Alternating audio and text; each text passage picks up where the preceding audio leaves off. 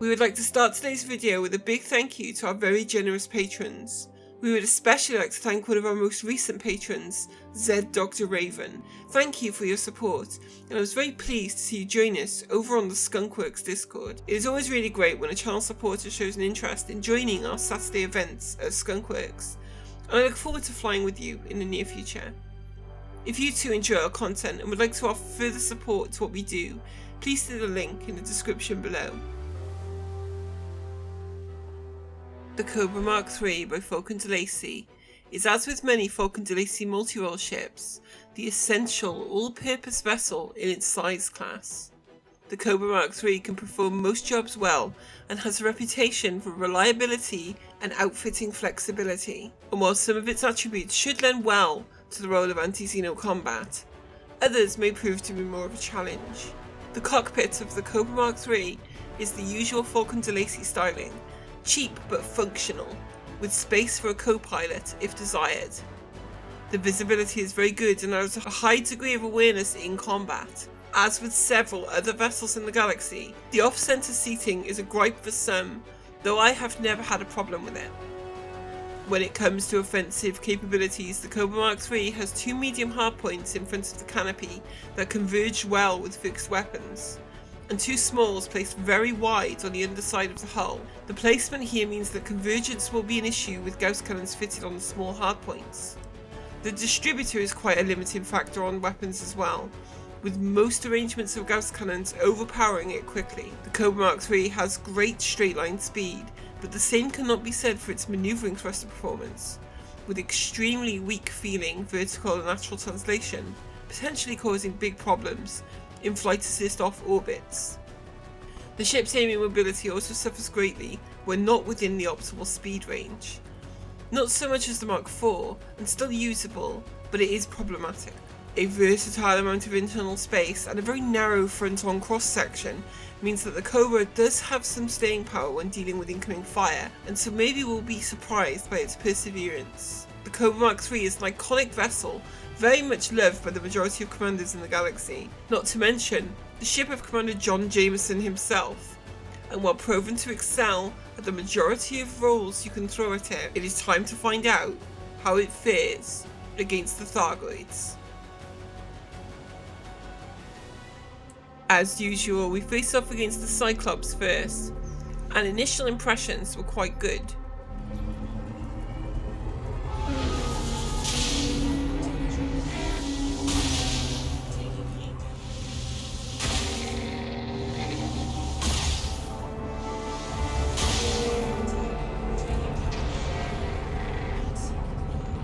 The distributor cannot keep up with firing all three Gauss cannons this way, but after my recent experiences with the Viper Mark III and IV, I wanted to experiment a little. When working down shields, I found the best technique was to boost very wide and have the momentum carry you into a very, very wide orbit, closing it in when the shield is almost gone.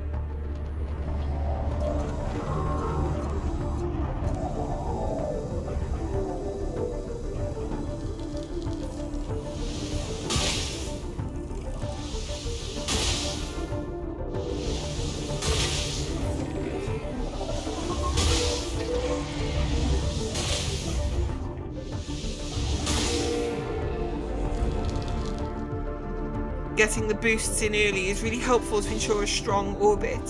Thruster control alone will not sustain an orbit in this ship.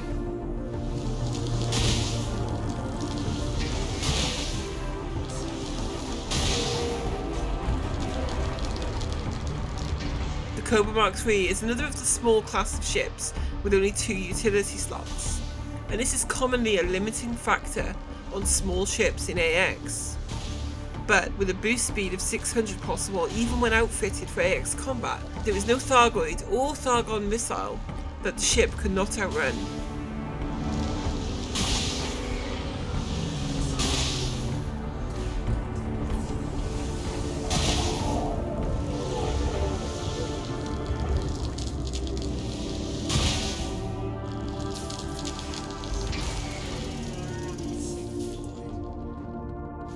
Cobra managed admirably against the Cyclops, with very little threat presented. The Basilisk is of course faster and more maneuverable, and this may be more of a problem for the Cobra.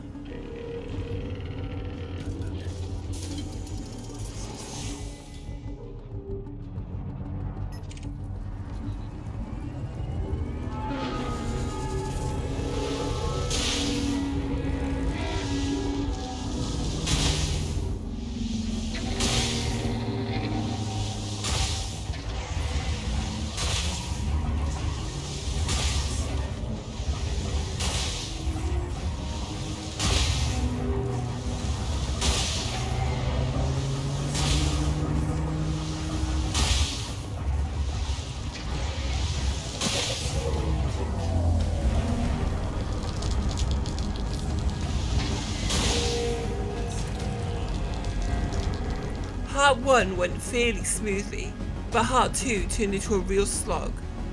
The Cobra has extremely weak maneuvering thrusters, and so both aim and changes to orbits are slow to respond. This means often chasing a target and having orbits stall. Boosting will help with the drop in momentum, but will cost range and time on target in the process.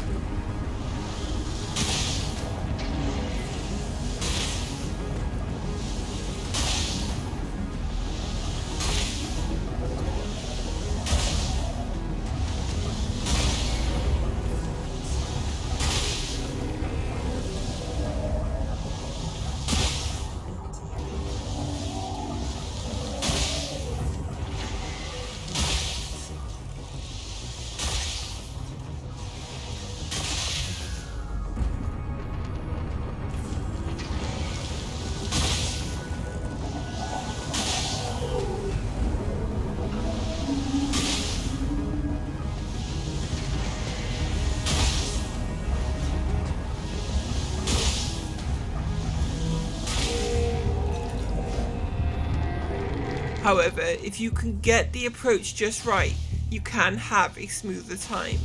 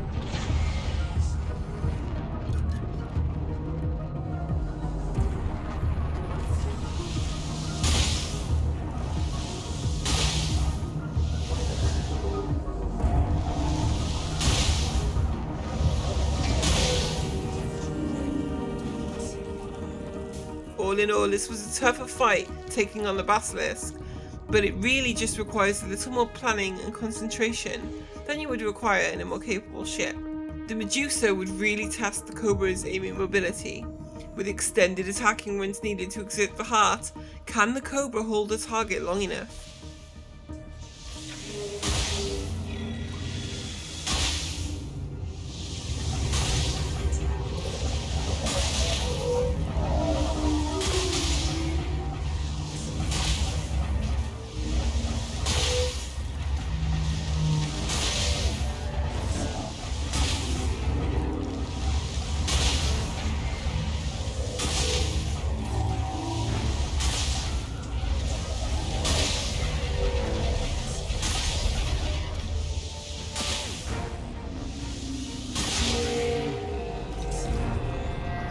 The first heart was eliminated, but a bit of a disaster. The maneuvering thrusters of the Cobra simply cannot maintain an orbit on their own, and stalling out occurs very quickly.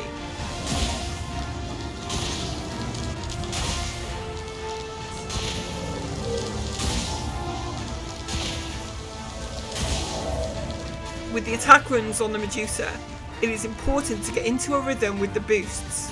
Make the most of the reliable cycle with arcing boosts that keep the ship moving.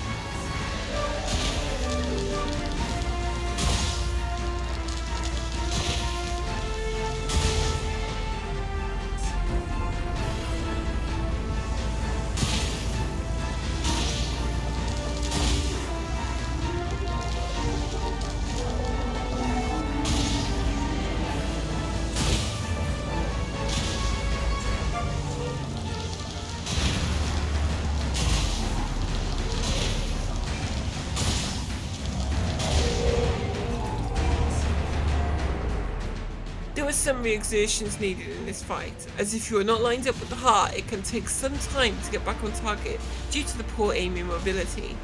This seems to be affected enormously by whether the speed is in the optimal range, which in Fight Assist Off it really is.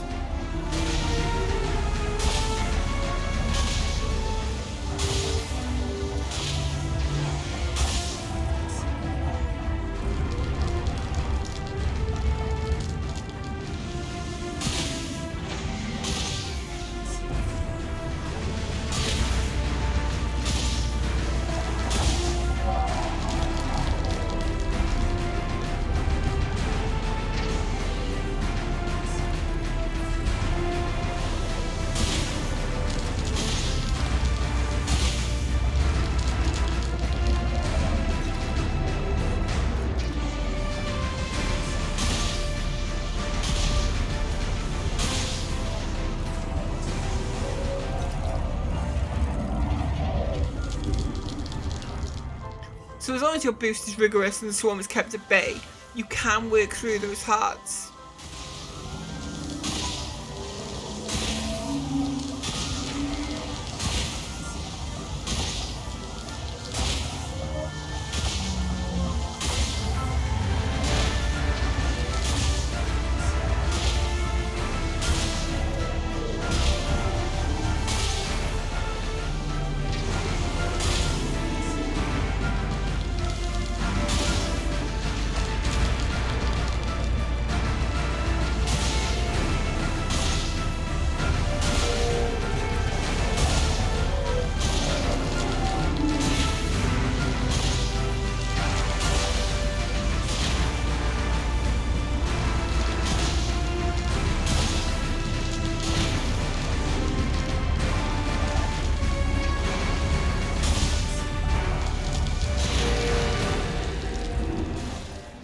This was turning into a far scrappier fight than I had anticipated, and the Cobra just had to dig its heels in and persevere.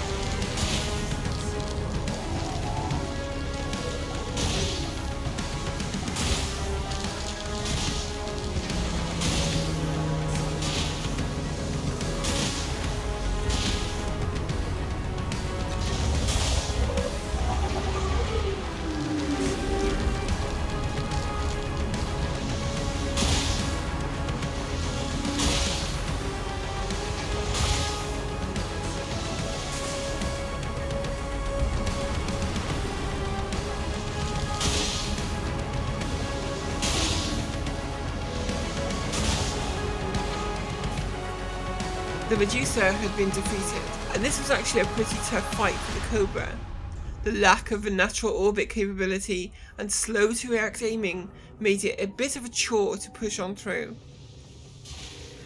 Unfortunately, these shortcomings are only amplified against the Hydra, with the lack of reactive maneuvering leaving the door open for a lot of incoming damage. I had hoped after some recent success with the Vipers that the Cobra might just surprise us against the Hydra, but in realistic terms I cannot see it happening. The limit on heat sinks, when coupled with the poor distributor performance, lack of maneuvering, and sluggish aim, would require stretching it further than the Viper, and the Vipers just barely scraped through a Hydra fight.